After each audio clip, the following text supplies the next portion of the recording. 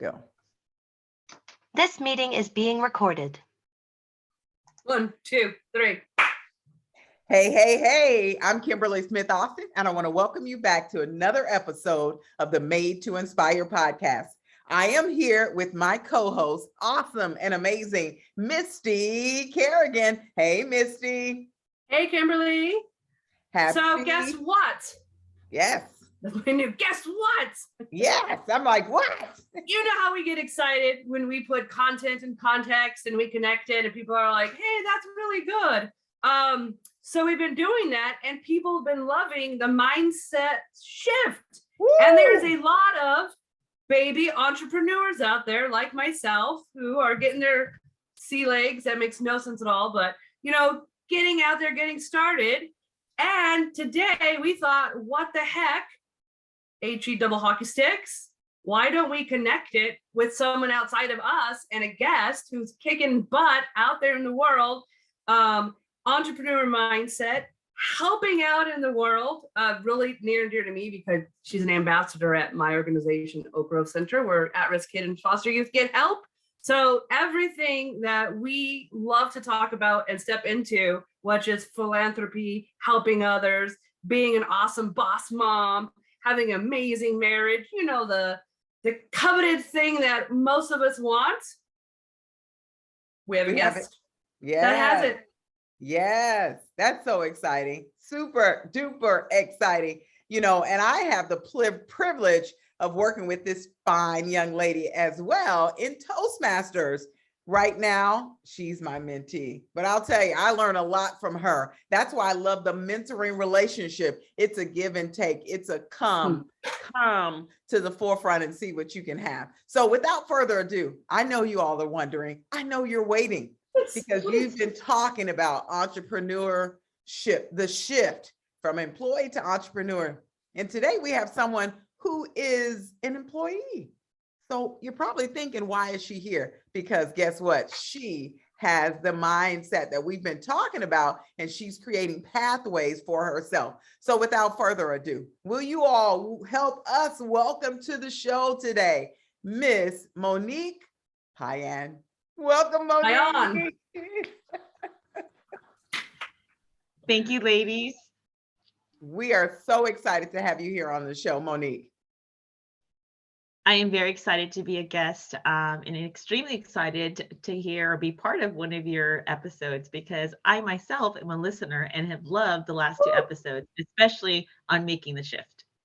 Wow. So this was a perfect connection then, knowing that you've listened, you've learned, and you love it. And now you're going to get to contribute to the series in itself. So we're delighted to have you. Monique, we make it a custom here on our show. Instead of us telling the audience about you, why don't you give our audience a little background information? Tell them who you are and what you're up to these days. Thank you, Kimberly. Thank you, Misty. So my name is Monique Payan. I'm a commercial banker and lender with Union Bank, but I've been in the banking industry for over 13 years. With one institution and now with Union Bank for a little over 1.5 years. I like to say I want to be a dream maker, not a dream killer. And that being said, my job or my role is very simple. I'm your local friendly banker, and my only goal is to help businesses continue to build their legacy through credit and technology.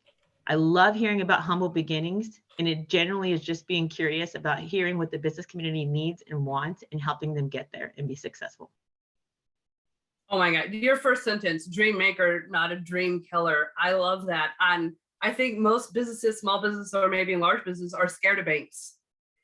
And having you just have that feel of how can we help you and what do you need to get aligned so we can, seems a lot different than coming in and feeling like or begging for money because you're not doing well. Credit can be tough. It's a tough conversation because you're vulnerable. You're sharing your personal and your business financials. And a lot of times that's information that not even maybe your family knows about. And so when it comes to having those conversations, you really have to build a connection and you really have to build dialogue. I always say, paint your picture and tell your story. You can have the black and white financials and you can have whatever the application says, but there's always more color to the story. And I'm visual, so I talk with my hands. So there's always more color to the story. You're in the right place. In your job or my job. So when I talk about networking, I talk about storytelling. But when I talk about writing a credit or communicating with whoever it is that my team is and the client, it's also storytelling, because I've had those interviews with the clients. I've met with them in person. I've done the tour of their facility or their factory. I've heard about their humble beginnings, you know, the blood, sweat, equity that's gone into building this legacy that they're going to leave to the next generation. And so now being able to articulate that into a credit write-up and then help facilitate that storytelling to the credit officer, to me, that's one of the most rewarding parts. Love You that. let's say you almost found a way to bring passion to the paper so that people could see the bigger picture, because passion won't fail you. If they're dedicated, they're going to do the things they need to do to make it work because it's a part of them. Passion to the paper. I like that. That's new. I like that. Because you're getting to tell the story. I mean, like you said, I love it. You know, I always say that facts tell, but stories sell. And so when you're able to take the facts and combine them with the story, that person, that business owner story, so that now everything comes to light. And like Missy says, the passion to the paper. So now you're creating that. So you're an artist. You're a creator in the banking sense. I love that. A little shift to what your title may be, which I believe is it Vice President of Business Development or something of that nature?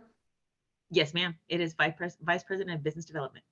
And so looking at that, you know, it doesn't say creative. It doesn't say that, but that's exactly what you do, which in turns, I want to shift a little bit and talk about the nature of the work that you do. For those of you who don't know, business development kind of means sales in a very fancy term. And Monique, please fix that if I said that incorrectly, but you're really out there nurturing, building relationships to convert them to a client.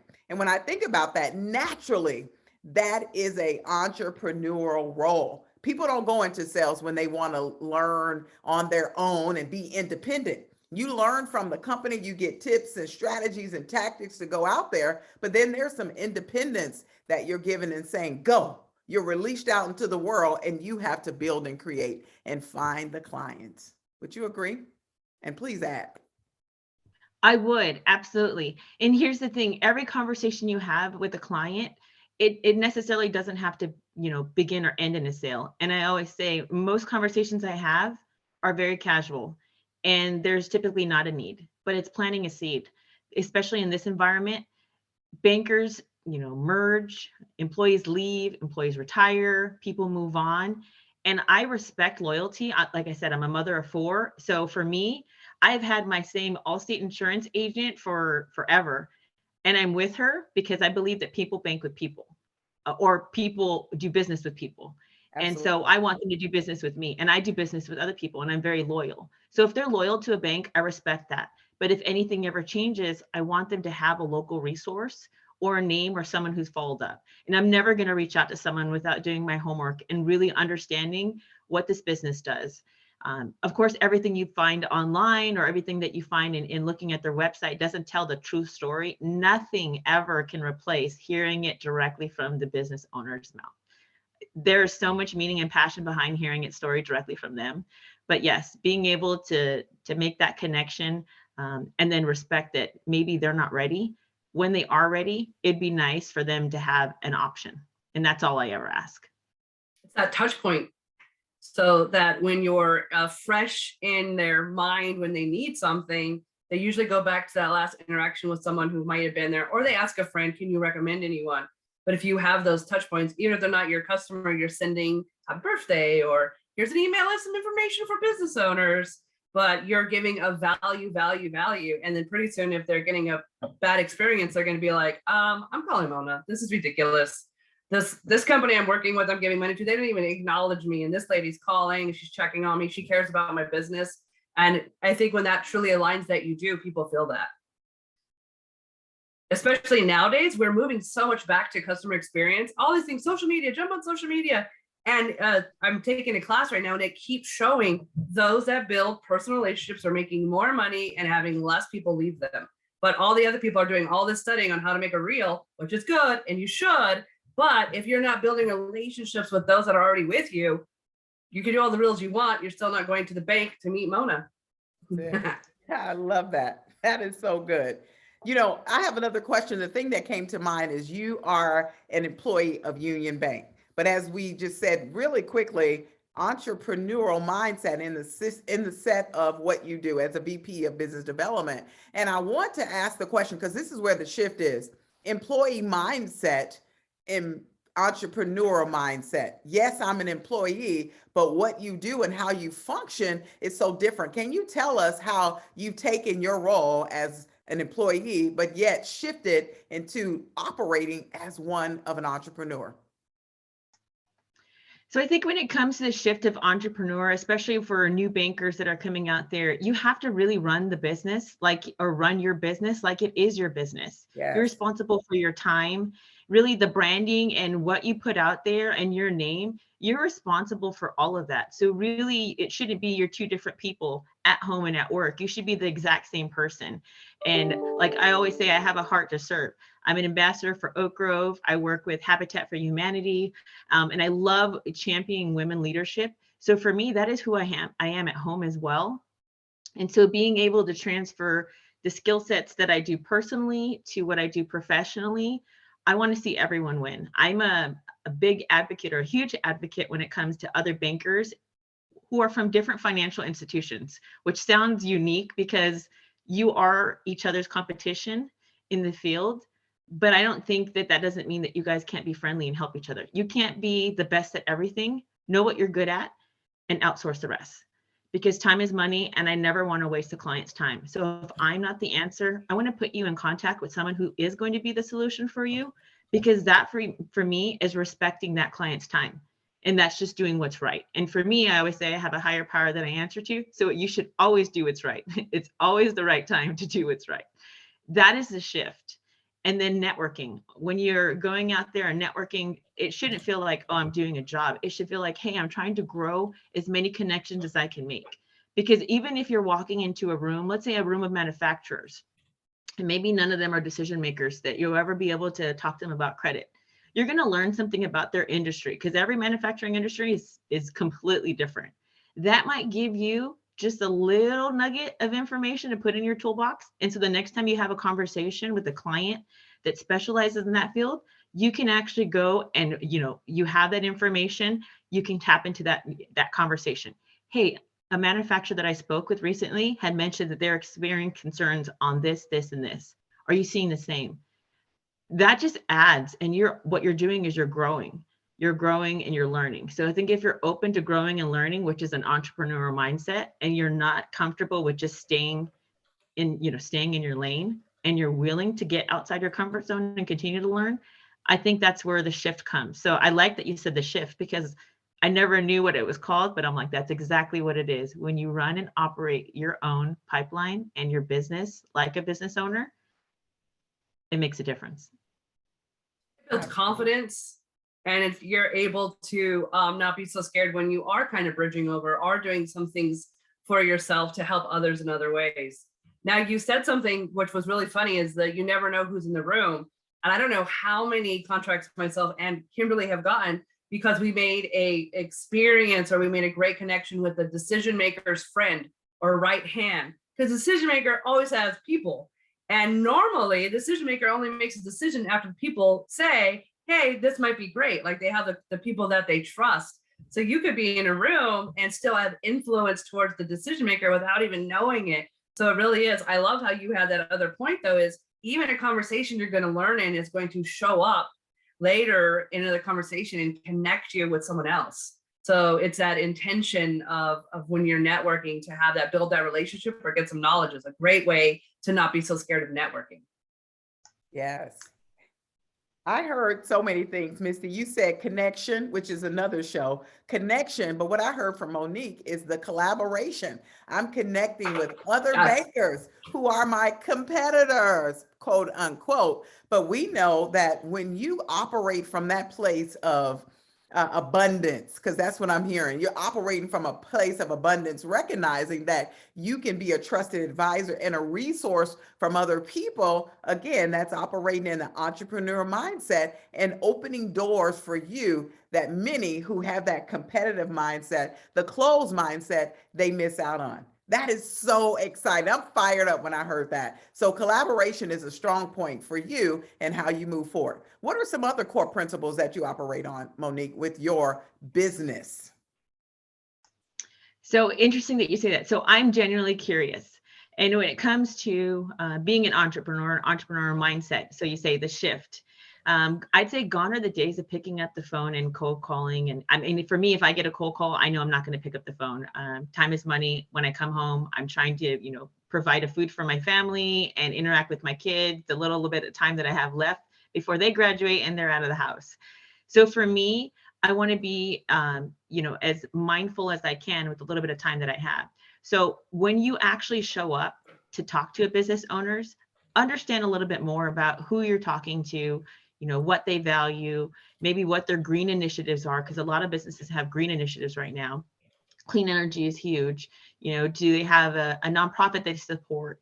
What are they looking, what are their visions, their values, and their goals? If you haven't taken at least 20, 30 minutes to really understand that business, do yourself and that business a favor. Don't waste their time. Do your homework. And I feel like when you're a business owner and you're looking at building, new business relationships, that's the same mindset that they have. My husband owned a business. And so it's nice because I get to kind of one-on-one talk with him, and he'll give me recommendations. Like, here's what I recommend. And this is the field that I was in. So I'm appreciative of the insight that he's been able to give me as a business owner and what he would look for. Wow. I was at a training recently, and the trainer's like a multimillionaire. And he says that he could, if he had a nickel for every time someone came to tell them how the best they were in something and how they wanted to sell him, that means nothing to him because he hears it all the time because people know who he is. He said the ones that stand out are the ones that come up and say, hey, I saw that you wrote a new book. How can I help promote it?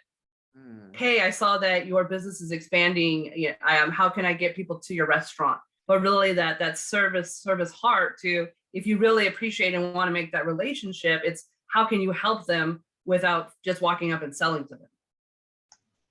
I think that goes back to people do business with people, or I say people bank with people, not with banks.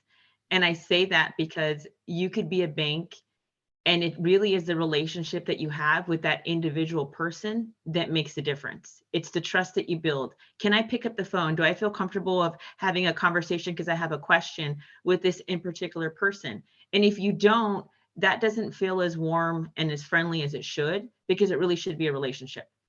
A relationship, not just a transaction. That's right. And it goes back to the old saying, people don't care how much you know until they know how much you care. So that care is essential in the process. And you know that also with that care, it's the like, know, and trust factor. And so we have to constantly be working on those pieces as we go out to talk to anyone, whether you're an entrepreneur or you're an employee in an organization where you are responsible for business development or any aspect of that. I love that because that's a key process, Monique. And it sounds like you have nailed it. And I know personally from working with you, you have some unique processes that you do. One of my favorites is how you invest in getting to know your customer. I think it was something like a brown bag. Tell us a little bit about that. The brown bag. I'm so excited to hear about this. So I do, it's from a TV, a movie, but brown paper bag all tied up in strings. These are a few of my favorite things. So if you're my friends or my family, you know that you've gotten probably text or an email. It's called the list, and it's all your favorite things. It's your birthday. It's your favorite drink, your favorite snack. It's all your favorite things. But that to me, because I'm visual, helps paint a picture and tell a story of what's important to you. And so I like to try to do the same thing when it comes to customers. And I'll call it the Ford method. So many of you may be familiar with it, and I didn't create it. It's online. You can look it up, but it's family, occupation, recreation, and dreams.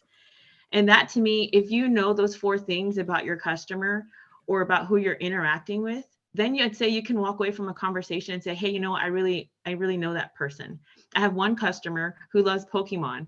And so when I randomly find, I'm looking for a little Pokemon figure, I'm going to FedEx it to her. That's, to me, those things are meaningful because that means you care and you remembered.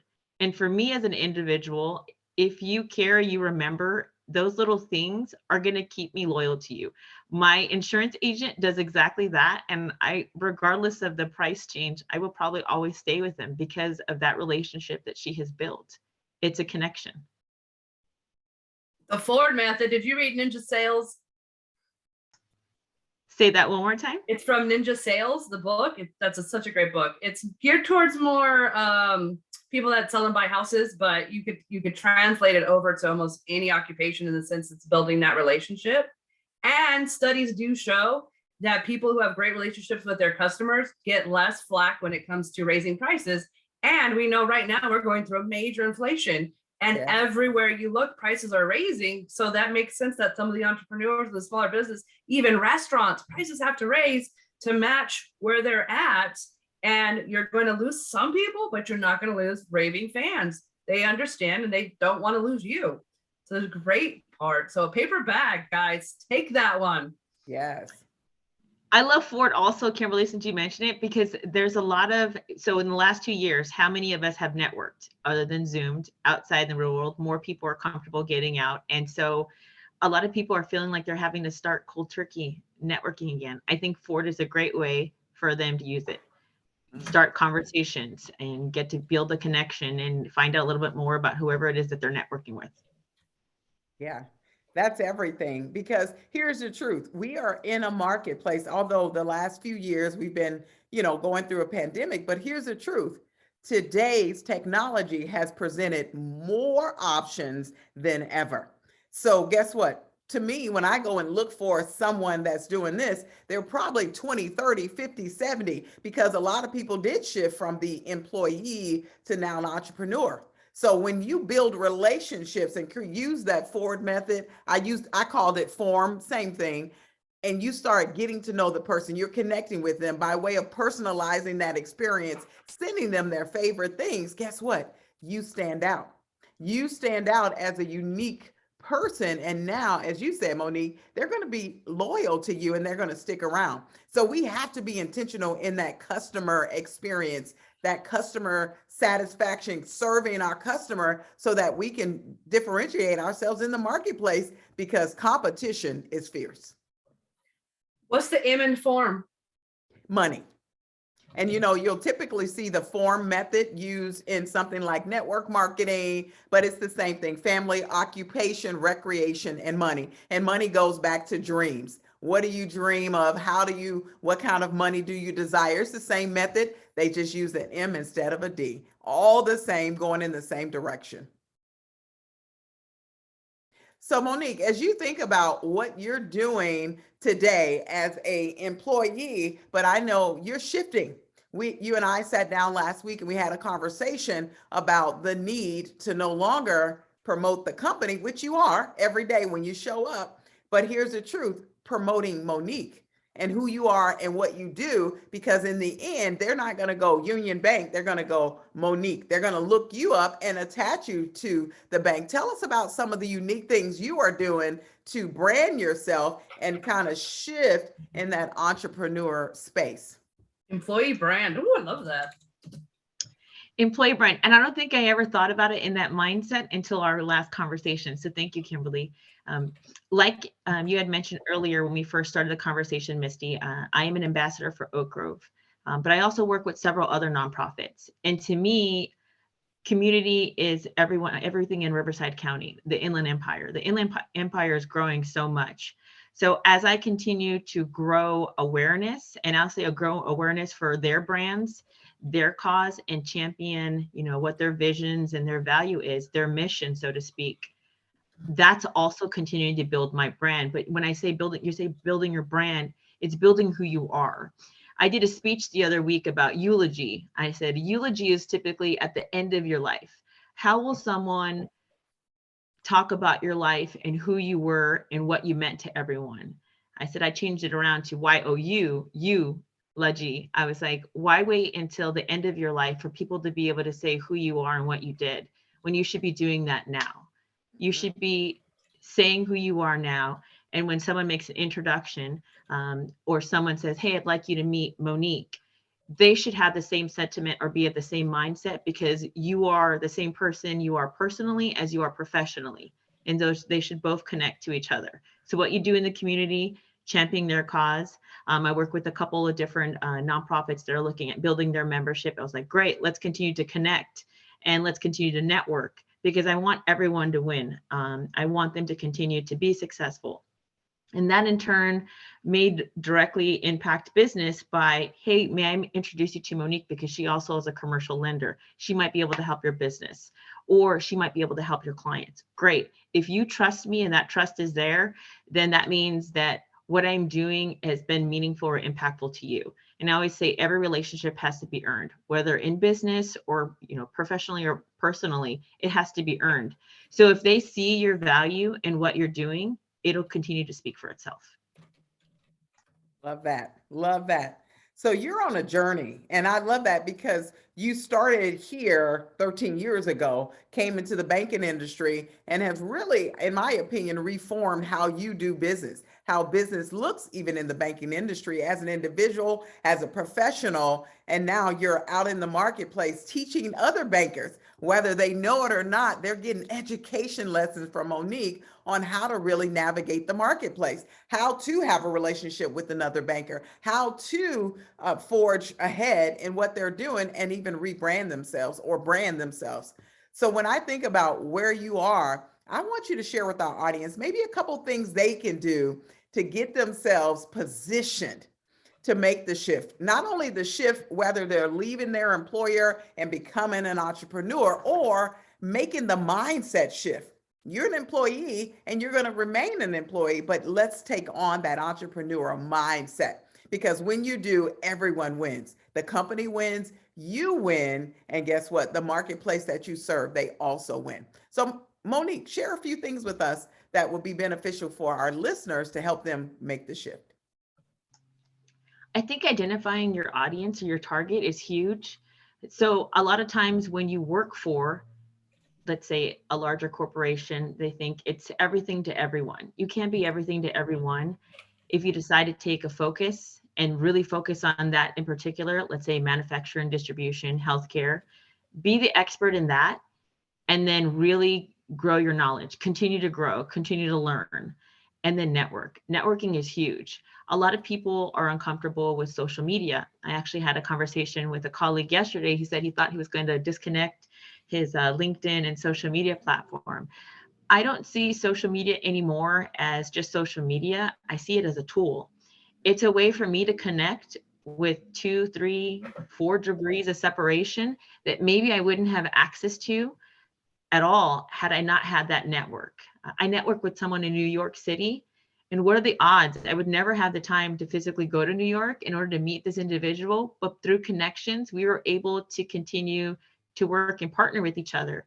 And we actually just facilitated a large credit facility for a resource of his because of that connection. Wow. So I would say change that mindset. Don't think of social media as the typical social media. Think of it as a tool. Just like cold calling is a tool, social media can be a tool for you as well.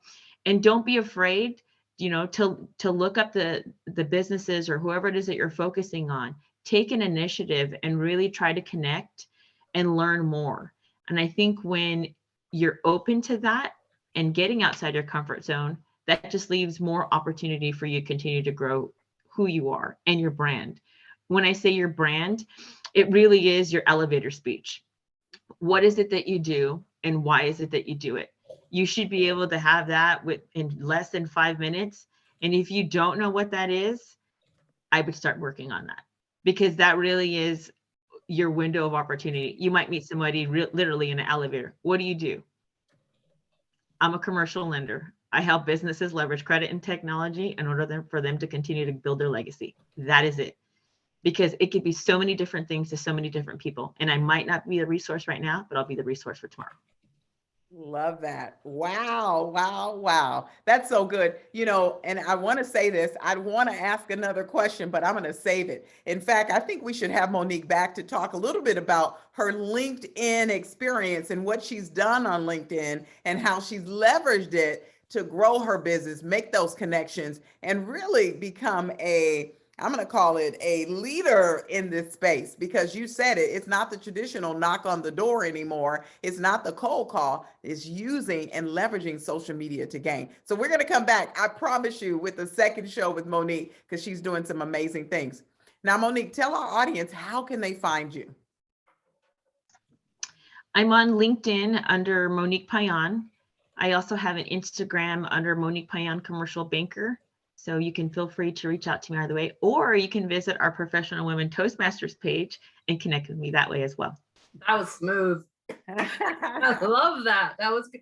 She's always networking for the cause. If I can make one recommendation to new and inspiring bankers or anything, being able to talk in front of a room or do a speech, I have to say, in the last 2 years has been life-changing by leveraging a Toastmaster. So selfish plug there. If you can get connected, find a Toastmasters that talks or speaks to you, and it will, if you take on the pathways in less than 6 months to a year, you will see a huge difference. And I thank Kimberly for championing that, because I don't think I would have ever guessed that I would experience what I have in the last 12 months. Woohoo! We're so grateful for you. Let me say this, and Misty and I both love having you on the show. We're so grateful for you. Thank you, Monique, for joining us. Right, Misty? Oh my gosh. I have like 3 pages of notes. And you know what? The show is going to be going live, and we're partnering this content, this entrepreneurial. This is part of a series, 3 parts, and you're the capstone to it. And we're so grateful for you. And so with that, Monique, we want to say, like we say every single week, Before we say it, I have a, if we were to, I don't know, do a live course in Temecula, Monique, would you come out and talk a little bit about the things that you're most passionate about to our guests about banking and loans to small business and medium businesses? Absolutely. I love working with the business community. Yes. You heard it here. Stay tuned. That's it. And that was part of that whole piece. We're pulling it all together. And Monique, you're a part of it, a valuable part of it. And we really do appreciate you for being here on the show. Thank you, ladies. I enjoyed being part of the show and look forward to more content. I love listening to your podcast. Awesome. Well, with that, be sure to spread the word, share it with your community, and especially this show. Make sure they know that Made to Inspire is on the map, and our desire is to really help those people that are executives, entrepreneurs, and business owners grow and groom their life, their businesses, and everything else. So with that, like we say every single week, there is something out here waiting for you. Now go get it.